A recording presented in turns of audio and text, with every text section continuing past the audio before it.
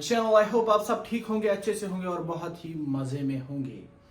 तो बड़े दिनों के बाद आज हम फिर से आए हैं, अपने कंटेंट पर बात करेंगे। जो हमारा आज का कंटेंट है वो है बायोडाइवर्सिटी, क्लास 9th का एक खूबसूरत सा चैप्टर है और पढ़ेंगे भी हम इसको खूबसूरत अंदाज में। बायोडाइवर्सिटी क्लास 9th का चैप्टर है तो इसमें हम कुछ भी स्किप नहीं करेंगे, ना हम छोड़ेंगे इसमें कुछ। तो चलिए बच्चे, बात आज हम करेंगे बायोडाइवर्सिटी पर। What is biodiversity? तो पहले हम देखेंगे कि हमें पढ़ना क्या है इसमें।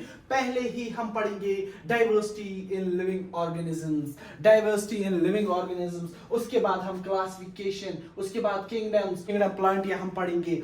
बट आप वीडियो को क्या कीजिए, एंड तक देखिए, कुछ भी आप स्किप मत कीजिए, जो भी क्लास 9th के स्टूडेंट्स हैं। तो बायोडाइवर्सिटी होती क्या है? What is bio, what is diversity? Simple words पे हम जाएंगे कि बायो का हम पता ही है, मतलब होता है इसका लिविंग। व्हाट इज डाइवर्सिटी होती है कि varieties, variation, different varieties.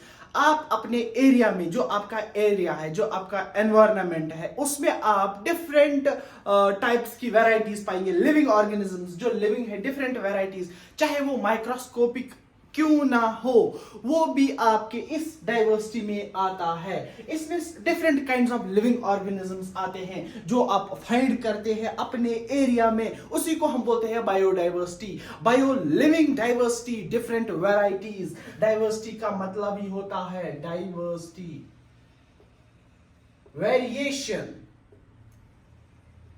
Variety. That means कि जो भी आप डिफरेंट वैरायटीज अपने एरिया में पाएंगे उसी को हम बोलते हैं डाइवर्सिटी, लिविंग डाइवर्सिटी। तो डेफिनेशन क्या है इसकी?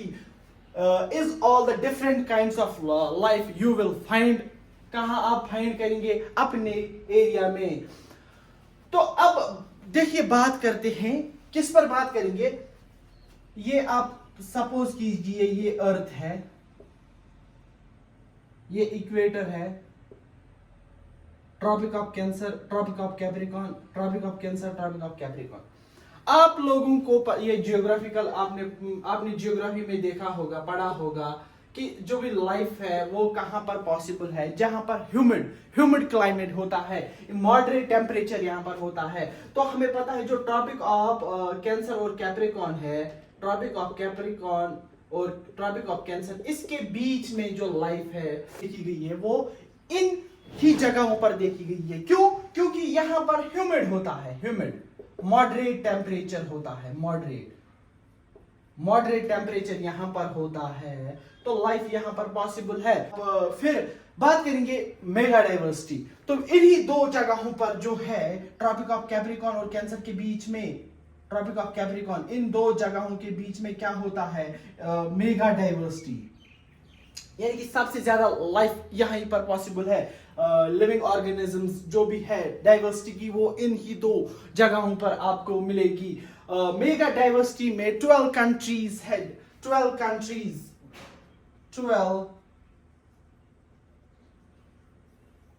12 कंट्रीज ऐसी है जिनको आप बोलते हैं कि ये मेगा डाइवर्सिटीज है। क्या है? Mega diversities. 12 कंट्रीज ऐसी है जो मेगा डाइवर्सिटीज है। This region is considered, this region is considered mega diversity.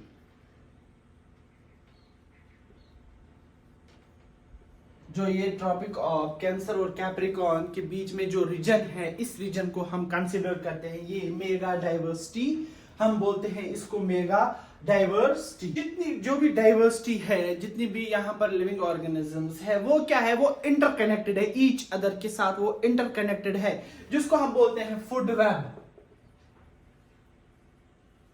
Food web ये क्या है कि इंटरकनेक्टेड होते हैं एक दूसरे से। जो भी यहां पर डाइवर्सिटी है वो एक दूसरे से इंटरकनेक्टेड होते हैं। अगर वो इंटरकनेक्टेड ना होते तो क्या होता कि पॉपुलेशन का, जो उनकी पॉपुलेशन है वो राइज होती, वो इंक्रीज होती। तो इसीलिए वो, अब ये क्या है कि इंटरकनेक्टेड है डाइवर्सिटी में। आप एग्जांपल दीजिए कि ये ग्रास है, इस ग्रास को कौन खाता है? रैबिट।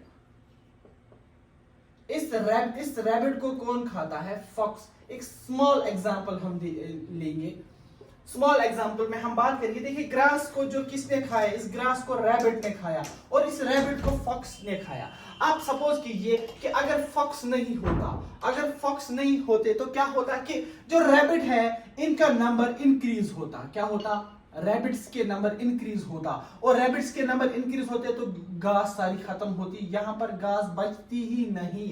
तो इसीलिए जब ग्रास को रैबिट खाते हैं, रैबिट को फॉक्स खाते हैं, तो ऐसे ही ये एक दूसरे से इंटरकनेक्टेड होते हैं।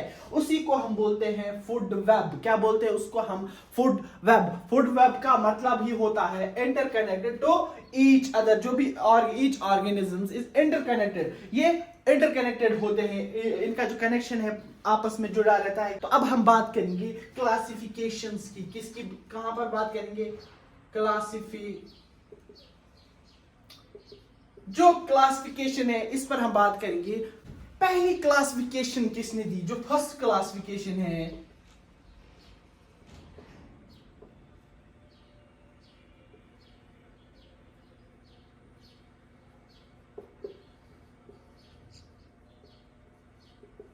जो एरिस्टोटल है, एक बहुत बड़ा स्कॉलर था जो ग्रीक से आया था, उसने जो पहली क्लासिफिकेशन उसने क्या दी?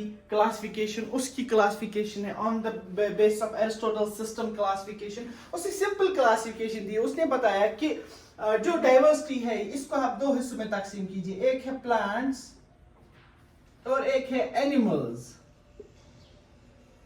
एरिस्टोटल ने कहा कि प्लांट्स और एनिमल्स को आप डिवाइड कीजिए।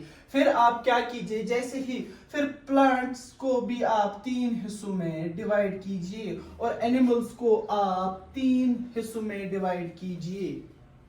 जो पहला था soft stems, herbs.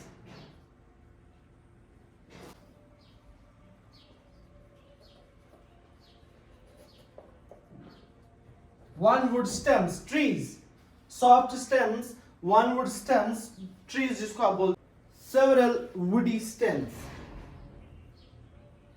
several woody stems. On the basis of size of stem, on the basis size of stem, उसने प्लांट्स को क्या किया?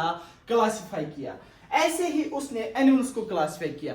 एनिमल्स में उसने बताया जो हवा में रहने वाले एनिमल है, जो पानी में रहने वाले एनिमल है, जो लिविंग में अर्थ पे रहने वाले, जमीन पे रहने वाले एनिमल है। उसने ऐसे ही उसको क्या किया? क्लासिफाई किया। एनिमल्स को भी ऐसे इसी अंदाज में उसने क्लासिफाई किया। तो एनिमल को उसने जो क्लासिफाई किया, पहले ही एयर, लैंड,